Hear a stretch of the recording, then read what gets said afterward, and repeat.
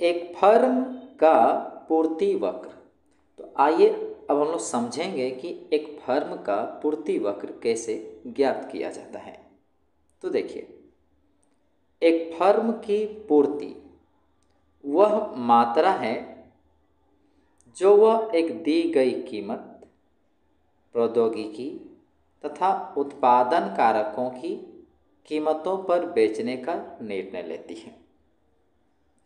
मतलब एक फर्म की जो पूर्ति है एक मात्रा है, और वह मात्रा है जो वह एक दी गई कीमत, प्रौद्योगिकी तथा उत्पादन कारकों की कीमतों पर बेचने का निर्णय लेती है। एक तालिका जो विभिन्न कीमतों पर प्रौद्योगिकी तथा कारकों की कीमतें अपरिवर्तित रहने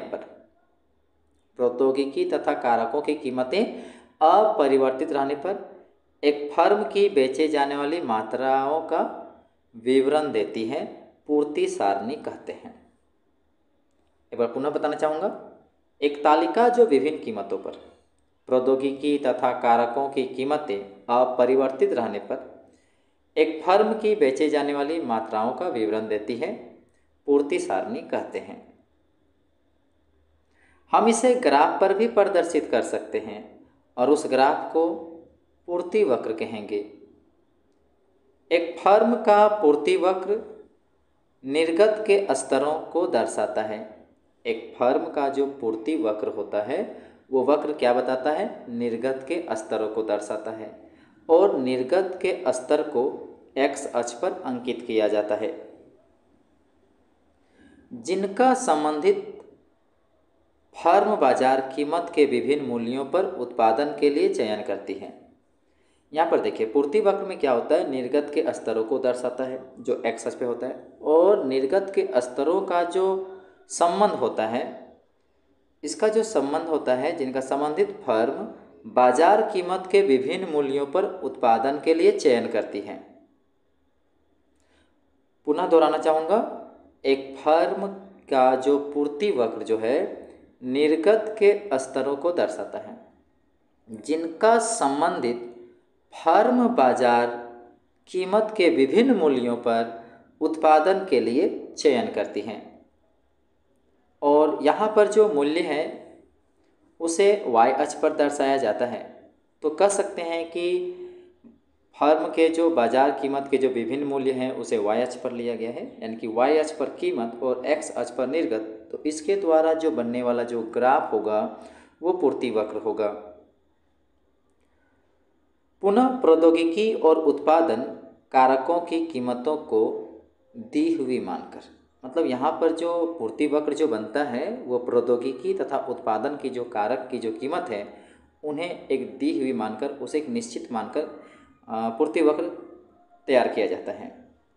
मतलब प्रौद्योगिकी और उत्पादन की जो कारक हैं, प्रौद्योगिकी और उत्पादन कारक की जो कीमत है उसे एक निश्चित मानते हुए पूर्ति वक्र तैयार किया जाता है। एक दिए हुए बाजार के लिए एक लाभ अधिकतमीकरण फर्म का उत्पादन स्तर इस पर निर्भर करेगा। देखिए, एक दिए हुए बाजार के लिए एक लाभ अधिकतमीकरण फर्म का उत्पादन स्तर, कि उसका कितना उत्पादन होगा, तो उसका उत्पादन स्तर इस बात पर निर्भर करेगा कि हम अल्पकाल पर विचार कर रहे हैं अथवा दीर्घकाल पर। इसी के अनुसार हम अल्पकालीन पूर्ति वक्र तथा दीर्घकालीन पूर्ति वक्र में भेद करते हैं।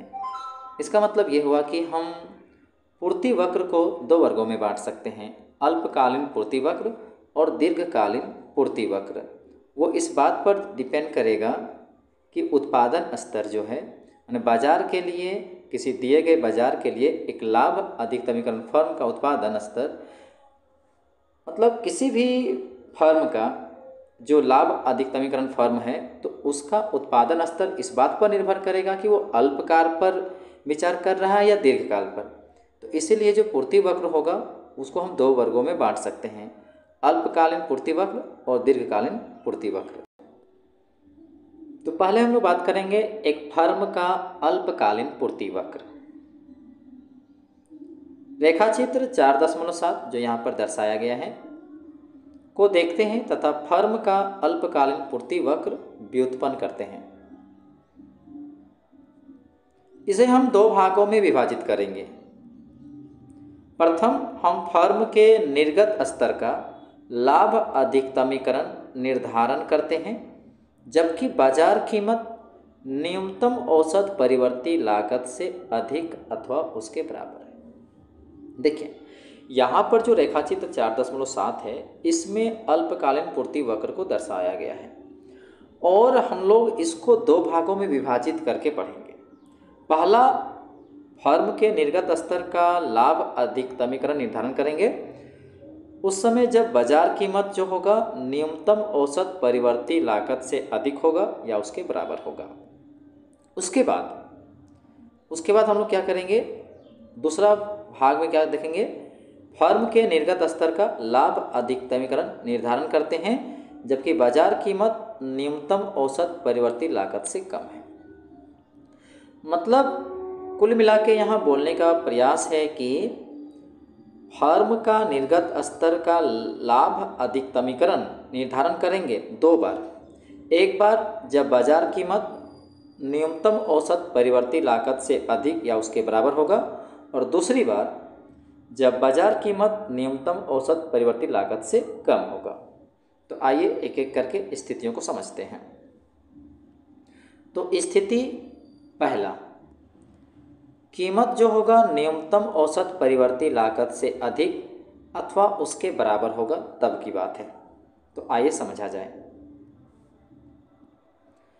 मान लीजिए कि बाजार कीमत P1 है। ये देखिए बाजार कीमत क्या है, P1 है, जो न्यूनतम औसत परिवर्ती लागत से अधिक है।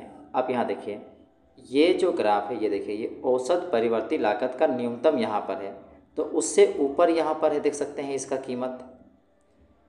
तो मान लेते हैं क्या कि बाजार कीमत क्या है, P1 है, जो न्यूनतम औसत परिवर्ती लागत से अधिक है। ग्राफ में दिख रहा है। हम P1 को अल्पकालीन कीमत वक्र के बढ़ते हुए भाग के बराबरी से शुरू करते हैं। यहाँ क्या लिखा है देखिएगा, हम P1 को अल्पकालीन कीमत वक्र के बढ़ते भाग की बराबरी से शुरू करते हैं।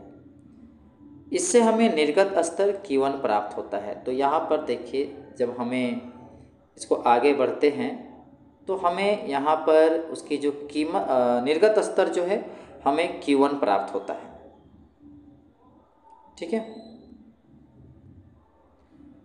यह भी ध्यान दें कि Q1 पर औसत परिवर्ती लागत बाजार कीमत P1 से अधिक नहीं है। बिल्कुल यहाँ इस बात पर भी ध्यान देना है कि जिस समय जो निर्गत स्तर Q1 है तो निर्गत स्तर जो Q1 पर औसत परिवर्ती लागत जो है, औसत परिवर्ती लागत इस जगह पर होगा नीचे में, तो वो क्या है कि P1 की कीमत से अधिक नहीं है। इस प्रकार खंड 3 में चर्चित तीनों शर्तें Q1 पर पूरी हो जाती हैं। देखिए यहाँ पर तीनों शर्त क्या क्या शर्त होती थी हम लोग जानते हैं कि बाजार कीमत जो है औसत परिवर्ती लागत से अधिक या बराबर होनी चाहिए और इसकी जो प्रवणता जो होनी चाहिए वो ऊपर की तरफ होनी चाहिए। तो यहाँ पर हम देख सकते हैं इस प्रकार खंड 3 में जो चर्चित तीनों शर्तें हैं Q1 पर पूरी तरह हो जाती हैं। अतः जब बाजार कीमत P1 है, बाजार कीमत क्या है, P1 है, तो फर्म का अल्पकाल में निर्गत स्तर Q1 के बराबर है। जब बाजार कीमत कितना है, P1 है, तो फर्म का अल्पकाल में निर्गत स्तर Q1 के बराबर है। अब हम लोग स्थिति 2 पर बात करेंगे, जहाँ पर कीमत जो होगा वो न्यूनतम औसत परिवर्ती लागत से कम होगा, उस पर विचार करेंगे। तो देखिए मान लीजिए बाजार कीमत P2 है जो कि न्यूनतम औसत परिवर्ती लागत से कम है। तो यहाँ पर देखिए ये P2 जो बाजार कीमत नहीं है वो देखिए औसत परिवर्ती लागत का ग्राफ ये वाला है। देखिए इस ग्राफ से इसकी जो वैल्यू है देखिए वो नीचे आ रहा है, यानी कम आ रहा है। हमने तर्क दिया है खंड 3 में शर्त 3 को देखिए। तर्क में यही था कि जो कीमत होनी चाहिए वो औसत परिवर्ती लागत से अधिक होना चाहिए।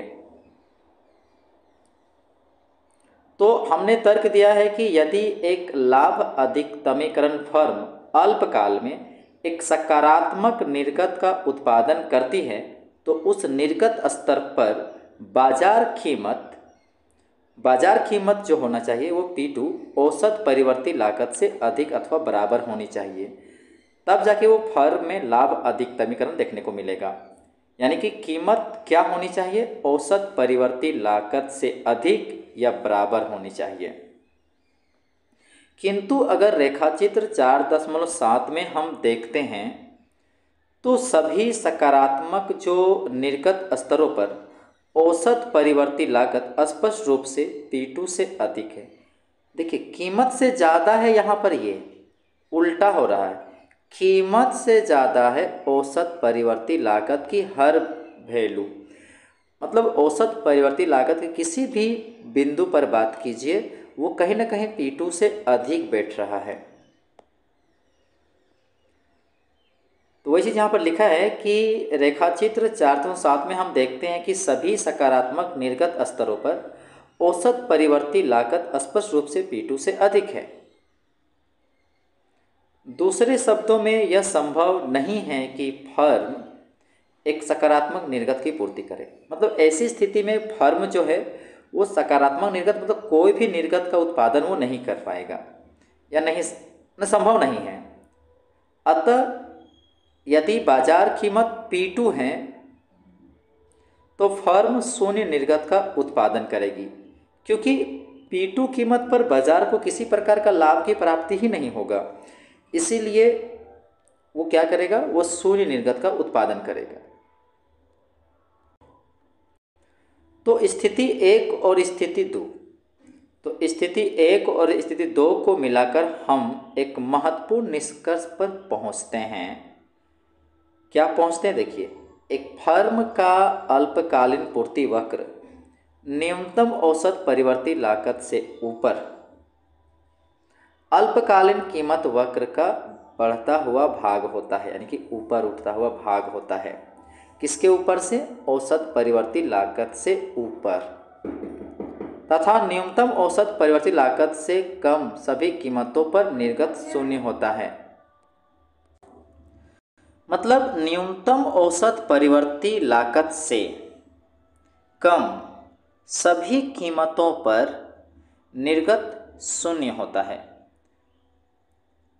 तो रेखाचित्र 4.8 में फर्म के अल्पकालीन पूर्ति वक्र को मोटी रेखा से दर्शाया गया है। तो यहाँ देखिए, अगर आपको अल्पकालीन पूर्ति वक्र को देखना है तो देखिए रेखाचित्र यहाँ पर देखिए। तो औसत परिवर्ती लागत के न्यूनतम बिंदु से ऊपर उठता हुआ ये जो मोटी लाइन, ये जो है यही पूर्ति वक्र है।